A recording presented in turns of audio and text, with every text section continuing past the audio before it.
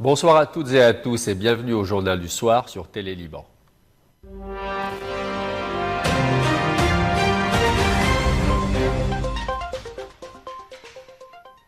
Au Liban Sud, les échanges de tirs se poursuivent malgré la trêve fragile. Frappes israéliennes, ripostes du Hezbollah et tensions à la frontière nord d'Israël illustrent une situation toujours volatile sur le terrain. Des frappes israéliennes ont visé plusieurs localités, notamment la région de Tyr, où une attaque de drone sur la localité de Kleile a fait au moins un mort. Dans la nuit et à l'aube, l'aviation et l'artillerie israélienne ont ciblé plusieurs villages, dont Yater, Taïr Harfa ou encore Majd al-Zoun. D'autres bombardements ont touché des zones rurales et des axes routiers, notamment à Kfara, où une frappe a coupé l'accès à la localité. Face à ces opérations, le Hezbollah affirme avoir riposté. Le mouvement annonce avoir ciblé des positions de l'armée israélienne à proximité de Kfar Kela avec un missile guidé. De son côté, l'armée israélienne affirme intensifier ses opérations pour démanteler les infrastructures du groupe armé. Elle indique avoir détruit plus de 50 sites et affirme avoir découvert des armes dans un bâtiment civil, y compris dans une chambre d'enfants, une accusation qui souligne une nouvelle fois la guerre des récits entre les deux camps. Au-delà du front libanais, la tension s'intensifie à la frontière nord d'Israël. Des alertes ont été déclenchées en Galilée occidentale après la détection suspectée de drones en provenance du Liban. L'armée israélienne évoque finalement une possible erreur de détection tout en reconnaissant avoir perdu la trace d'un appareil. Le cessez-le-feu apparaît de plus en plus fragile et la crainte d'une nouvelle escalade demeure bien réelle. Malgré le cessez-le-feu, les frappes israéliennes et les destructions d'habitations se poursuivent au sud du Liban. L'armée israélienne affirme viser des infrastructures du Hezbollah et toute menace contre le nord d'Israël. Dans ce contexte, la question du désarmement du Hezbollah reste au cœur des débats. L'Union européenne a évoqué la possibilité de créer une mission spécifique au Liban après la fin de la FIDUL en fin d'année. Et l'Union européenne insiste sur la nécessité de soutenir l'armée libanaise. Une armée appelée à jouer un rôle central alors que le gouvernement de Salam veut faire Beyrouth une capitale sans armes. Reportage Serge Berberi.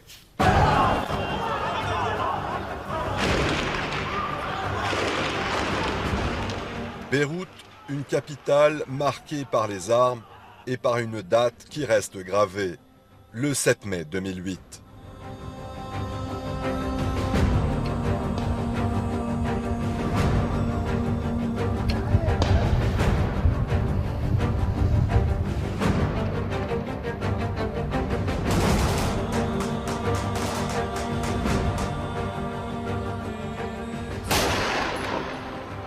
Ce jour-là, le Hezbollah prend le contrôle de Beyrouth-Ouest après des décisions du gouvernement jugées hostiles à son réseau de communication. En quelques heures, les rues basculent, les combats éclatent et l'autorité de l'État est remise en cause.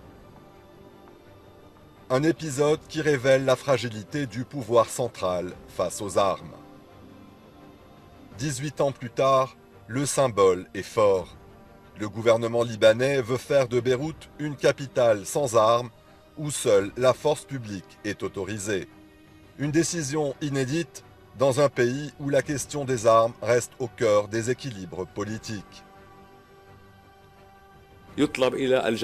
Il est demandé à l'armée et aux forces de sécurité de renforcer immédiatement la pleine imposition de l'autorité de l'État sur le gouvernorat de Beyrouth, d'illimiter le port des armes aux seules forces légales, d'appliquer strictement les lois, de prendre les mesures nécessaires contre les contrevenants et de les déférer aux autorités judiciaires. Mais pour traduire cette décision sur le terrain, un acteur est en première ligne, l'armée libanaise. C'est à elle que revient la mission de se déployer, de contrôler et de faire respecter l'interdiction des armes.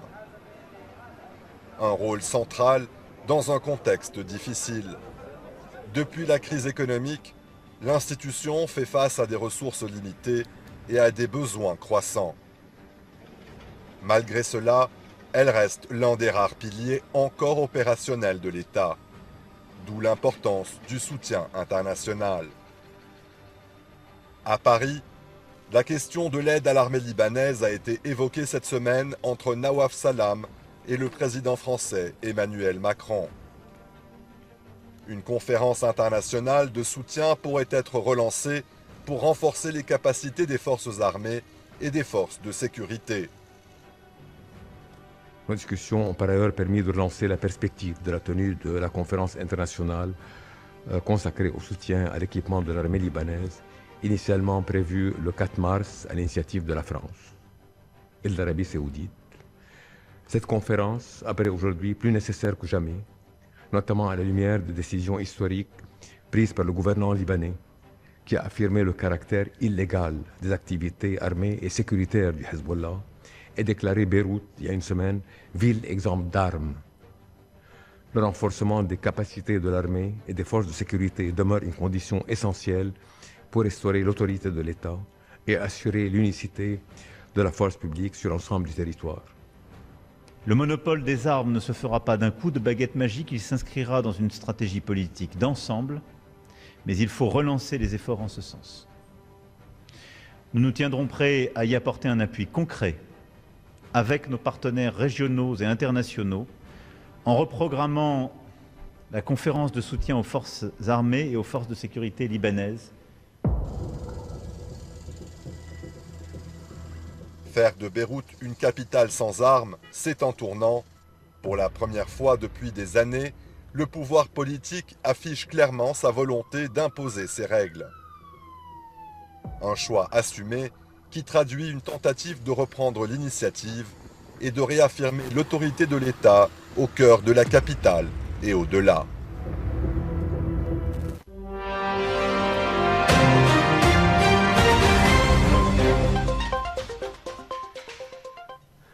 À Saint-Pétersbourg, le président russe Vladimir Poutine reçoit le chef de la diplomatie iranienne, Abbas Araghchi, dans un contexte de blocage des négociations avec Washington et de tensions persistantes au Moyen-Orient.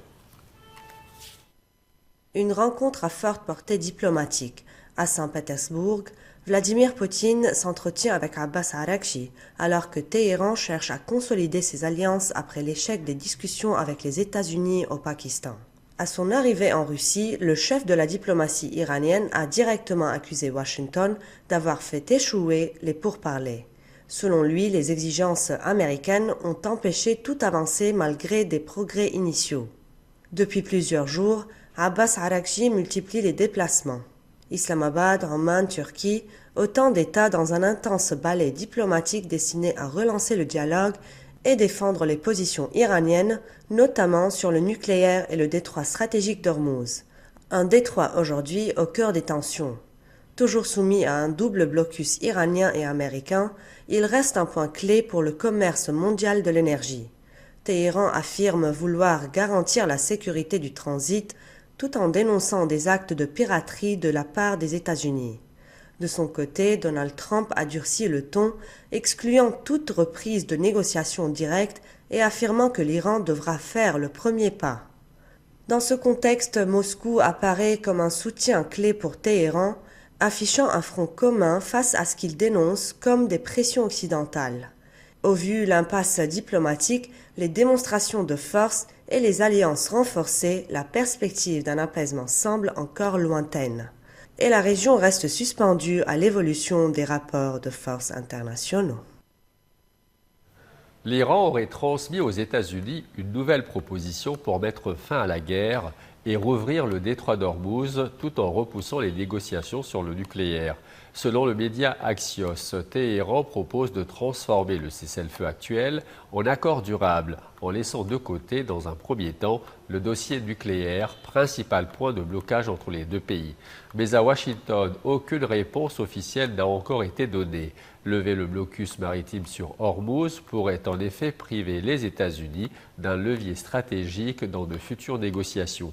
La proposition transmise via le Pakistan intervient alors que le président américain Donald Trump doit réunir ses conseillers sur ce dossier. Côté iranien, le chef de la diplomatie, Abbas Araghchi, reconnaît lui-même des divisions internes. Dans ce contexte, la perspective d'une désescalade reste incertaine.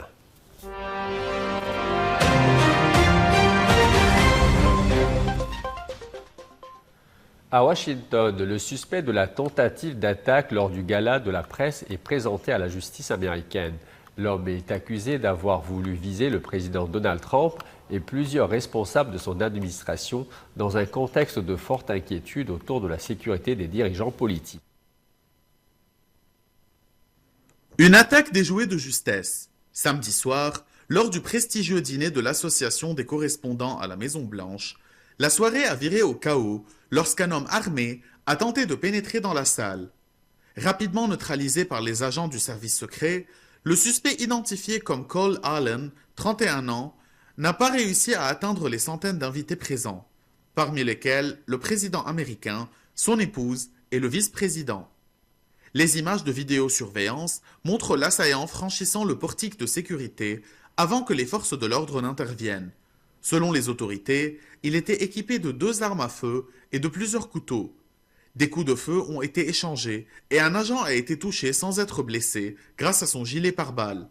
D'après les premiers éléments de l'enquête, l'homme aurait planifié son déplacement depuis la Californie en train afin d'échapper au contrôle renforcé dans les aéroports. Il est désormais poursuivi pour usage d'armes à feu lors d'un crime violent et pour agression d'un agent fédéral. Le ministre de la Justice par intérim évoque une attaque ciblée contre les membres de l'administration, même si le suspect reste peu coopératif. Malgré l'incident, Donald Trump s'est voulu rassurant, affirmant ne pas avoir été inquiet, tout en dénonçant une nouvelle tentative de violence politique. Les réactions internationales n'ont pas tardé. Plusieurs dirigeants ont exprimé leur soutien et condamné une escalade des menaces contre les responsables publics. Un épisode qui ravive les inquiétudes aux États-Unis, déjà marqué par plusieurs tentatives d'attaque ces dernières années, et qui pose à nouveau la question de la sécurité des institutions démocratiques. Les dépenses militaires mondiales ont atteint un niveau record en 2025 avec près de 2 900 milliards de dollars consacrés à la défense. Selon un rapport de l'Institut international de recherche sur la paix de Stockholm, cette hausse s'inscrit dans un contexte de tensions croissantes et de conflits persistants, confirmant une tendance continue depuis plus d'une décennie. Une hausse continue, année après année. En 2025, les dépenses militaires mondiales ont franchi un nouveau seuil historique, atteignant près de 2 900 milliards de dollars. Une progression de 2,9% en un an, portée par un contexte international de plus en plus instable. À eux seuls, les États-Unis, la Chine et la Russie concentrent plus de la moitié de ces dépenses, avec un total de 1 480 milliards de dollars. Malgré un recul des dépenses américaines lié notamment à la baisse de l'aide militaire à l'Ukraine, la dynamique globale reste à la hausse. En Europe, l'augmentation est particulièrement marquée. Les dépenses ont bondi de 14%, tirées par la guerre en Ukraine et un repositionnement stratégique face au désengagement progressif des États-Unis. L'Allemagne, désormais 4e puissance militaire mondiale en termes de budget, a ainsi augmenté ses dépenses de 24%, tandis que l'Espagne franchit la première fois depuis 30 ans le seuil des 2% de son PIB. En Asie, la tendance est également à l'accélération. Les dépenses ont progressé de 8,5% avec la Chine en moteur principal, mais aussi une montée en puissance du Japon, de la Corée du Sud et de Taïwan, en réponse aux tensions régionales. Au Moyen-Orient, en revanche, la hausse reste plus limitée. Certaines puissances comme Israël ou l'Iran ont même réduit leurs dépenses dans un contexte d'apaisement relatif sur certains fronts. Pour les experts, un constat s'impose. Le monde se sent moins en sécurité. Résultat, la part de la richesse mondiale consacrée à l'armement atteint son niveau le plus élevé depuis 2009. Entre rivalité géopolitique, conflits prolongés et incertitudes stratégiques, cette course aux armements pourrait encore s'intensifier dans les années à venir, avec des conséquences majeures sur l'équilibre mondial. Au Royaume-Uni, la boue devient terrain de jeu et de solidarité. Dans la ville de Maldon, des centaines de participants ont pris part à une course insolite pour soutenir des associations caritatives et animer la vie locale. Des costumes improbables et beaucoup de boue. À Maldon, dans le sud de l'Angleterre, la traditionnelle Maldon Mud Race a une nouvelle fois rassemblé des participants venus relever un défi hors du commun. Déguisés en tasse à thé, en grenouille ou en personnages fantaisistes, ils se lancent dans une course à travers une épaisse couche de vase, dans une ambiance à la fois sportive et festive. Ici, pas question de performance pure, L'objectif est ailleurs, collecter des fonds pour des associations caritatives et renforcer les liens au sein de la communauté locale. Sur le parcours, les concurrents avancent difficilement, glissent, tombent et se relèvent dans un éclat de rire général. Une expérience aussi physique qu'amusante. La nage sur le dos m'a bien réussi, même si j'ai fini par avaler pas mal de boue, raconte un participant à l'arrivée encore couvert de vases. Chaque année, cet événement attire curieux et habitués, venus partager un moment convivial tout en soutenant une bonne cause.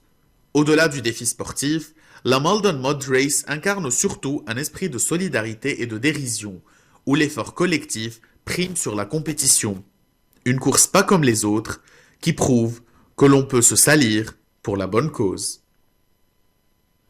C'est la fin de ce journal. Merci à vous de votre fidélité. Excellente fin de soirée et à très bientôt.